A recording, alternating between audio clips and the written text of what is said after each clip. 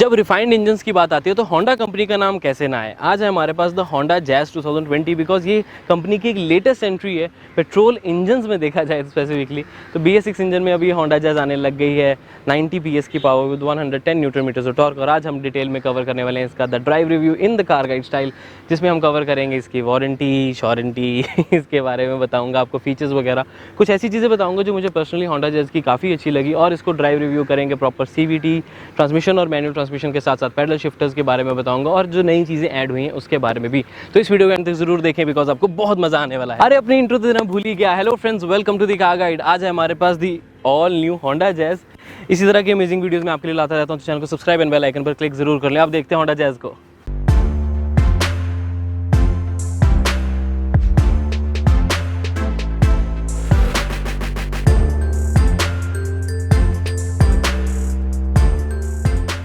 Walk around और drive review शुरू करने से पहले आपको बता दूं कि होंडा जैज़ की जो नई प्राइस लिस्ट है, एक्स शोरूम तो यहाँ पर है, लेकिन ऑन रोड यानी कि आपकी सिटी में इसकी प्राइस क्या है वो जानने के लिए हमारी वेबसाइट पे जरूर चेकआउट कर लें। किसी भी गाड़ी के ऑन रोड प्राइसेस चेक करने हैं किसी भी सिटी किसी भी स्टेट में, डोंट यू वरी, thecarguide.in पे जाएँ और किसी भी गाड़ी का ऑन रोड प्राइस चेकआउट कर लें।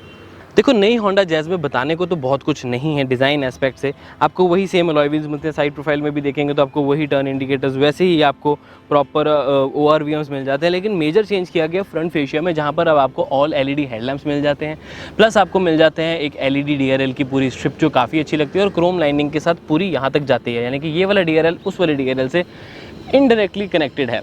तो लेकिन जो आपको इंडिकेटर मिलता है वो अभी भी बल्ब वाला ही है, लेकिन नीचे आपको प्रोजेक्टर फॉग लैंप्स मिल जाते हैं LED। फॉग लैंप हाउसिंग पहले से काफ़ी बेटर है, एक मॉडर्निस्टिक लुक दिया गया और क्रोम का काम भी वहाँ अच्छे से किया गया है। यहाँ पर भी काफ़ी अच्छा होंडा ने अपना क्रोम का काम किया है। मोस्टली गाड़ियों में बहुत ज़्यादा क्रोम होता है, बट इसमें थोड़ा कम रखा गया और यहाँ पर आपको एक ग्लॉसी ब्लैक फिनिश दी गई है। फ्रंट बम्पर वगैरह सब कुछ बढ़िया लगता ही है। अगर मैं फ्रंट इसमें टोटल ओवरऑल बात करूँ तो यहाँ पर इन्होंने एक ब्लैक क्लैडिंग दी है, जिससे एक थोड़ी सी सुपीरियर क्वालिटी जो है मुझे अच्छी लग रही है। अगर बात करते इसी की साइड प्रोफाइल में, तो जैसे कि मैंने बताया कि अलॉय व्हील्स आपको वही 15 इंचेस के मिलेंगे। टायर साइज़ थोड़ा बड़ा होता तो ज़्यादा अच्छा लगता, मतलब वाइड मुझे कम लगता है ऑनेस्टली। यहाँ पर अच्छी चीज़ ये है इसकी क्वार्टर विंडो। अब इसको अंदर जब बैठूंगा तब आपको इसके फ़ायदे बताऊंगा। और आपको जो एडिशनल चीज़ मिलती है वो अब मिलती है इसमें sunroof, which is a really good option. And Chrome आपको डोर हैंडल्स मिल जाते हैं with the request sensor on the को ड्राइवर एज वेल। ड्राइवर वाली साइड तो है ही, यहाँ पर भी आपको मिल जाता है।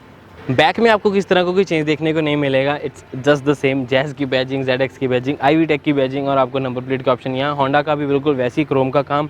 यहाँ पर आपको डिफॉगर्स, आपको वाइपर और यहाँ पर वॉशर की ऑप्शन ये रही। हाई स्टॉप लैम्प भी मिलेगा, एंटीना भी आपको मिलेगा, हालांकि शार्क फिन नहीं है, आपको दिख रहा होगा यहाँ से एंटीना रिमूव हुआ है। एंड आपको यहाँ पर टेल लैंप्स भी, आपको स्प्लिट LED हेडलैम्प्स मिल जाते हैं, टेल लैंप्स मिल जाते हैं जो बूट पे अलग हैं और साइड पे अलग हैं। बूट स्पेस की बात करो तो यहाँ पर आपको वही 352 लीटर्स की काफ़ी अच्छी बूट स्पेस मिल जाती है। पहले ये सेगमेंट में सबसे ज़्यादा होती थी, लेकिन अब किया सोनेट 392 लीटर्स के साथ ज़्यादा बूट स्पेस आपको प्रोवाइड करती है। उसके अलावा छोटी सी एक पास्चर सेल्फ ज़्यादा काम आने वाली है नहीं बिकॉज ये ग्रूव्स दिए गए हैं, पर ठीक है।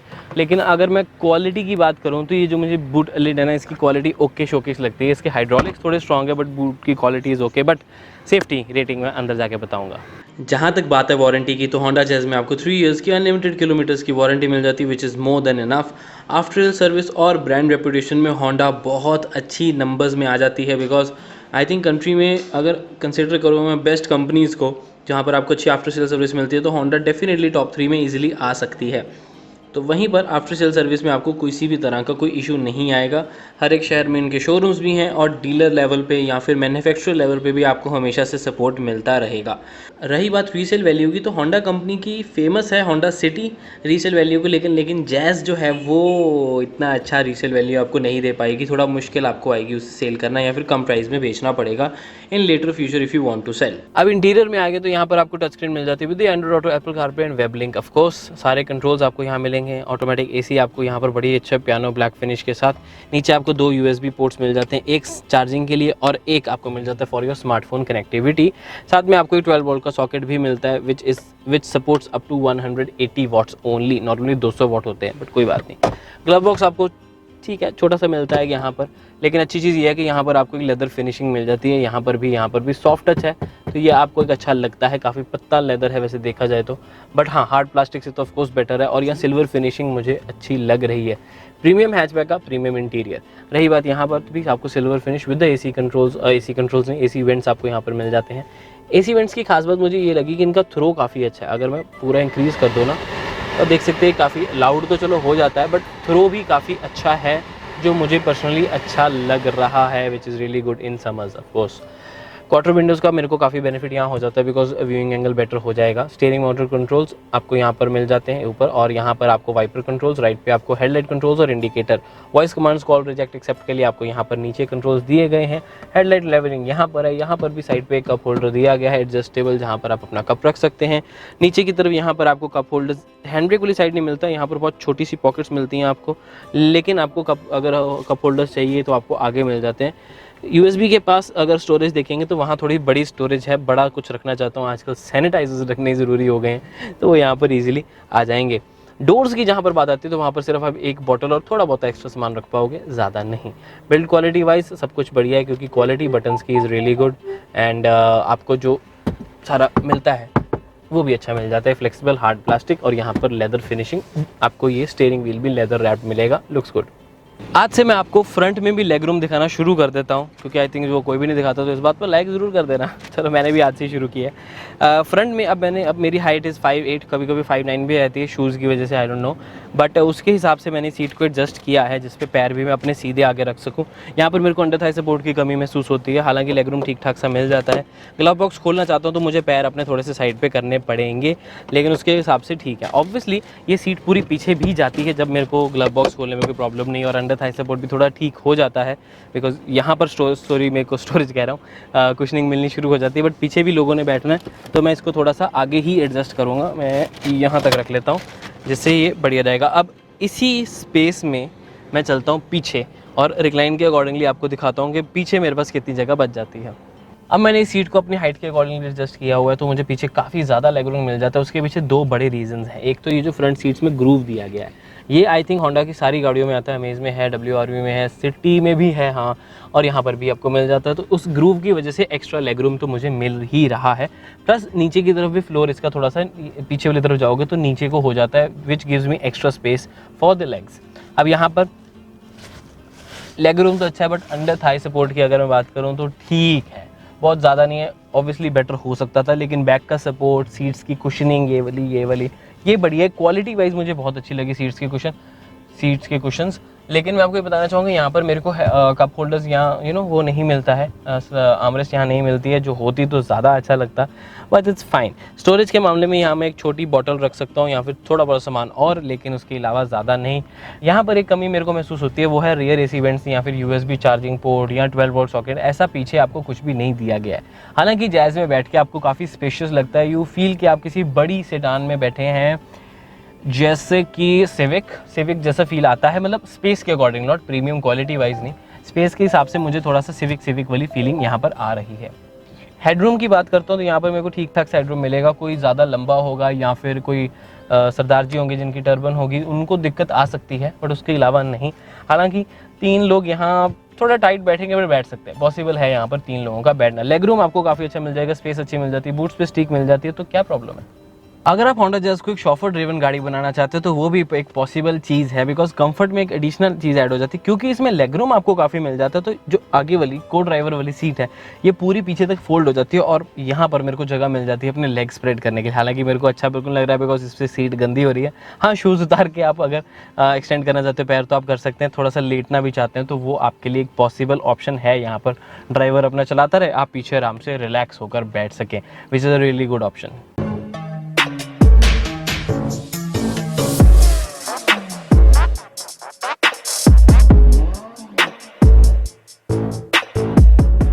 हर बार की तरह हमारा पॉइंट होता है सेफ्टी एंड सिक्योरिटी। तो अंदर बैठ के आपको डेफिनेटली सेफ महसूस होता है, और आपको एक्स्ट्रा कॉन्फिडेंस देने के लिए यूरो एनकैप में होंडा जैज़ को मिलते हैं 4 स्टार रेटिंग, और ऑस्ट्रेलियन एनकैप में मिलते हैं यहाँ पर इसको 5 स्टार रेटिंग। अंदर अच्छा लगता है, रबर पैडिंग काफ़ी अच्छी तरीके की गई है, तो आपको ऐसा कुछ ज़्यादा नॉइस अंदर नहीं आएगी। लेकिन NVH आगे कवर करते हैं। अर्गोनॉमिक्स की बात शुरू करते हुए, अर्गोनॉमिक्स में हर एक बटन बिल्कुल सही प्लेस्ड है। लेकिन आपको एक बताना चाहूँगा, जो इसकी टच स्क्रीन है उसकी जो ब्राइटनेस है वो मुझे काफ़ी कम लगती है। स्पेसिफिकली अगर मैं रिवर्स पार्किंग कैमरा की बात करूँ, मैं आपको दिखा देता हूँ यहाँ पर, उसकी क्लैरिटी और उसकी जो ब्राइटनेस है वो बेटर होनी चाहिए। एक तो होता ना, हो सकती तो है ही, लेकिन होनी भी चाहिए, which is very very important. अगले पॉइंट में चलना चाहूँगा ड्राइवर्स कंफर्ट में। वहाँ मैं होंडा जैज़ को एक अच्छे नंबर्स दे सकता हूँ। उसका मेजर रीज़न है सीट की जो क्वालिटी है ना, कुशनिंग है, वो बहुत बढ़िया है। एंड क्योंकि आपको लेदर नहीं बल्कि टॉप मॉडल में भी फैब्रिक सीट्स मिलती हैं, तो आपको पसीना ज़्यादा नहीं आएगा और आपको थोड़ा कंफर्टेबल फील होता है। This is what I feel. Overall under Thai support भी ओके है, बट आई बिलीव ये बेटर हो सकती थी। बट ओवरऑल सीट का जो कंफर्ट है वो मुझे ठीक लगता है। बैक भी बढ़िया है, कुशनिंग से मैं काफ़ी खुश हूँ ऑनेस्टली। आर्मरेस्ट मुझे यहाँ लेफ्ट साइड पे मिल जाती है, हालांकि थोड़ी नीचे है, बाकी मेरे को भी आदत है एक्चुअली ड्राइवर सीट पूरी ऊपर करके चलाने में, तो थोड़ी अगर आप नीचे रखेंगे तो आपको आर्मरेस्ट प्रॉपर रहेगी। राइट साइड की आर्मरेस्ट बिल्कुल ठीक है, हालांकि यहाँ पर सॉफ्ट पैडिंग नहीं मिलती, हार्ड प्लास्टिक ही मिलता है, बट उसकी पोजिशनिंग राइट वाली की बिल्कुल सही है। इंपॉर्टेंट अब बात करते हैं विजिबिलिटी की। अब क्योंकि स्लोपिंग डिज़ाइन है, आगे की तरफ को है, तो यहाँ पर मेरे को बोनट बिल्कुल भी नज़र नहीं आता। पूरी सीट हाइट एडजस्ट ऊपर करने पर भी लेफ्ट या राइट साइड कुछ नज़र नहीं आएगा। मुझे ब्लाइंडली चलना पड़ता है honestly, but that's perfectly fine. आपको आदत हो जाती है कि आपकी गाड़ी की डायमेंशन किस हिसाब की है, उसमें आपको पता, दिक्कत आपको नहीं आएगी। बट विजिबिलिटी सिर्फ फ्रंट की नहीं होती, साइड्स की भी होती है। साइड्स में पिलर्स की बात करते हैं। पिलर्स काफ़ी अलग से हैं, पहले जैसे ही वैसे तो, बट होंडा जैज़ में अलग से ही आते हैं, थोड़े थिक आते हैं। हालांकि कंपनी ने उसको ओवरकम करने के लिए यहाँ पर क्वार्टर विंडोज़ दी गई हैं छोटी छोटी, जिससे कॉर्नरिंग में थोड़ी सी हेल्प हो जाती है, तो एक अच्छा पॉइंट है। लेफ्ट साइड में काफ़ी हेल्प होती है, राइट में तो ओके है, लेफ्ट में काफ़ी हेल्प आ जाती है आपकी। अब मिरर्स भी कंपनीज देती हैं, गाड़ियों में मिरर्स भी आते हैं। तो ORVM की बात करें तो वहाँ पर मेरे को प्रॉपर व्यू मिल जाता है। साइज़ और पोजीशन बिल्कुल सही है, सारा कवर हो जाता है डिटेल में, कोई दिक्कत नहीं आती। और इसी तरह IRVM है, जिसमें मुझे पीछे का ट्रैफिक बहुत ईजिली नज़र आ जाएगा। बात करते हैं गाड़ी के NVH लेवल्स की। नॉइस, वाइब्रेशन, हार्शनेस में अंदर नॉइस काफ़ी है, पहले तो हॉर्न की ही काफ़ी है, ठीक है, और रोड नॉइस भी आपको आती है। अभी तो सिर्फ मैं 40 पे हूँ, तब भी मुझे टायर नॉइस और रोड नॉइस अंदर कैबिन में आ रही है। सोचिए अगर स्पीड ज़्यादा होगी, हाईवे पे होंगे, तो मुझे ज़्यादा नॉइस आएगी ही आएगी। तो ये एक ड्रॉबैक इसमें मैं कंसिडर करता हूँ कि है। NVH बेटर हो सकते थे। थोड़ी वाइब्रेशंस भी जब आप इंजन स्टार्ट करेंगे ना, तो आपको डीजल वाली फील आती है थोड़ी सी। ऐसे obviously this is a petrol engine, but आपको डीजल वाली फील यहाँ पर आएगी। बात करते हैं इससे आगे बढ़कर, हार्शनेस में आपको ऐसा कुछ प्रॉब्लम महसूस नहीं होगी, ठीक है, इतना इंजन काफ़ी रिफाइंड है होंडा की तरफ से। बट वाइब्रेशंस थोड़ी सी हैं, मुझे जायज़ में लग रही हैं। मतलब इंसुलेशन बेटर नहीं है, क्योंकि इंजन में कोई प्रॉब्लम नहीं है, WRV में इतनी वाइब्रेशंस नहीं आती, लेकिन इसमें आ रही हैं, तो विच मीन्स इंसुलेशन बेटर हो सकती थी, तो उसकी थोड़ी सी कमी है। नॉइस तो डेफिनेटली अंदर है, इंजन की नहीं है, रोड की नॉइस है, और आपको टायर नॉइस जो है वो अंदर आती है।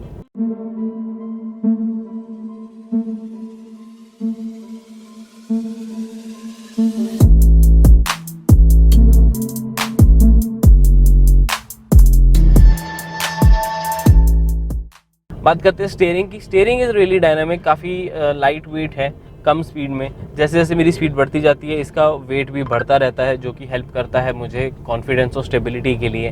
काफ़ी बढ़िया एक राइड दे देता है। बात करते हैं एक्सप्रेशन की, क्योंकि ये CVT ऑप्शन है, तो देखते हैं कि डिले कितना आता है। तो वो मेरे पूरा थ्रॉटल करने पे भी आवाज़ बढ़ जाती है, लेकिन मुझे पावर बिल्कुल भी नहीं आती है। तो अल्टीमेटली है तो 90 PS and 110 newton metre torque की, जो कि काफ़ी कम है, एंड आई फील कि ये बेटर हो सकती थी। जहाँ तक बात है इसकी पावर की, तो अब 40 की स्पीड है, ठीक है, और मैं बड़ी लाइट फुट पे चला रहा हूँ। अब मुझे एकदम से ओवरटेक करना है किसी को, तो 3, 2, 1। नॉइस है, पावर नहीं है, अब आनी शुरू हुई है, आफ्टर 4000 RPM पावर आनी शुरू हुई है।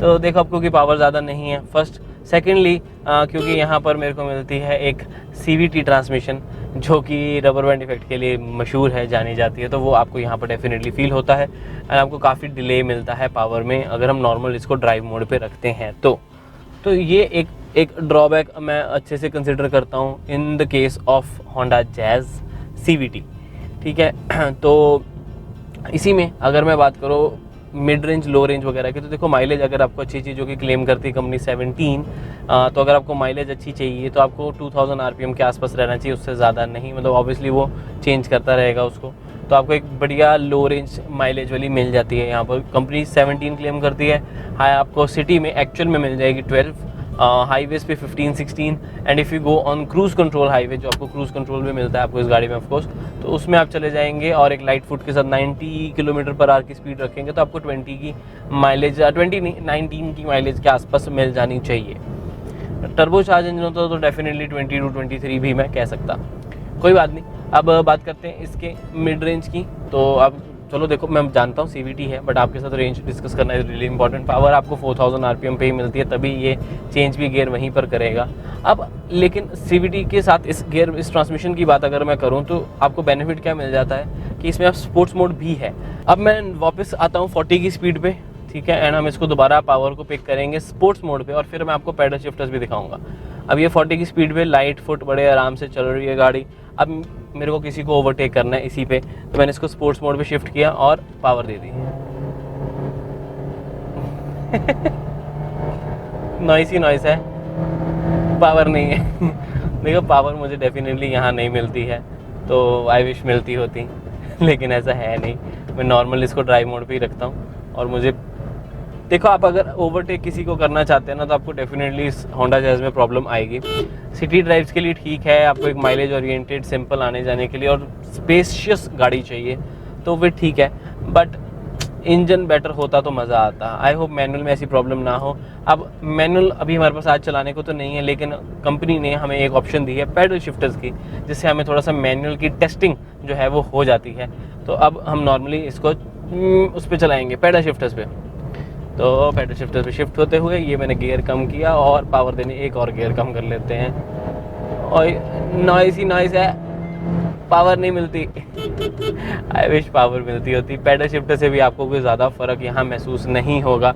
हाँ, नॉर्मल ऑटोमेटिक अगर आप इसको CVT पे छोड़ देते हैं कि अपने आप तो भाई गियर चेंज कर ट्रांसमिशन पे छोड़ देते हो, उससे तो डेफिनेटली बेटर है अगर आप इसको पैडल शिफ्टर्स के ज़रिए चलाते हैं। इस गाड़ी में जहाँ पर पैडल शिफ्टर्स की ज़रूरत नहीं थी, वहाँ पर इन्होंने पैडल शिफ्टर्स दे दिए हैं। ज़्यादा चेंजेस होते तो समझ आता। ऑल जो सिटी था वो तो एक ऑल न्यू प्रोडक्ट था, तो वहाँ पर पैडल शिफ्टर्स होते तो अच्छा लगता। इंजन भी उसका डिफरेंट है, बट ठीक है जो है सो है। बट पावर की उम्मीद मत रखना होंडा जैज से। This is what my honest opinion would be. Normal city drive के लिए बढ़िया है, लो गियर पे, मतलब। लेकिन मेरे को ये अच्छा है कि सिटी में आपको ऐसा लगता है कि आपके हाथों में है पावर, थोड़ी सी आपको फील होता है वो। सिटी ड्राइव के लिए, लो स्पीड्स के लिए ठीक है, जब आप हाई स्पीड्स में तब आपको थोड़ी सी प्रॉब्लम रहेगी इस पर्टिकुलर इंजन से। उसका मेजर रीज़न यही है 110 न्यूटन मीटर टॉर्क, और जो इसकी पावर है वो मिलती है आपको, जो 90 PS है पावर, वो भी आपको 6000 RPM पे जाके मिलती है पीक। तो फिर इतना कोई ज़्यादा बेनिफिट रहता नहीं है उसका। अब बात करते हैं सस्पेंशन के बारे में। सस्पेंशन वाइज सॉफ्टवेयर सस्पेंशन है, वैसे मुझे जितना अभी तक फील हुआ। आवाज़ अंदर आपको सस्पेंशन की इतनी ज़्यादा नहीं आती है, और ना ही आपको ज़्यादा झटके महसूस होते हैं। अभी मैं ख़राब रोड पे भी अगर इसको लेके चलूँ तब भी मुझे एक ठीक ठाक राइड मिल जाती है। Not very super comfortable, but हाँ, इस सेगमेंट की बाकी गाड़ियों के कंपैरेटिवली एक आपको जेन्युइनली एक अच्छी कंफर्टेबल राइड मिल जाएगी। बॉडी रोल की बात करूँ तो वो थोड़ा सा है, बिकॉज लेंथ भी थोड़ी ज़्यादा है, एंड थोड़ा थोड़ा बॉडी रोल पीछे आपको महसूस होगा, आगे इतना नहीं है। रही बात इसके ट्रांसमिशन की, तो CVT ऑप्शन जैसे कि मैंने बताया, I think manual would be a better option. CVT 1 lakh महंगा भी है, मुझे नहीं लगता किसी को भी CVT वाली ऑप्शन की तरफ जाना चाहिए। मैनुअल सबके लिए ठीक रहेगी अगर कोई होंडा जैज लेना चाहता है तो।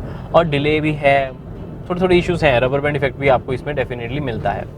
बात करते हैं इसके स्टीयरिंग की। स्टीयरिंग ठीक है, क्योंकि काफ़ी लाइट वेट स्टीयरिंग है, सिटी में चलाने में मज़ा आता है, वेट इसका बढ़ता रहता है, तो वो मुझे बढ़िया, कोई दिक्कत नहीं है।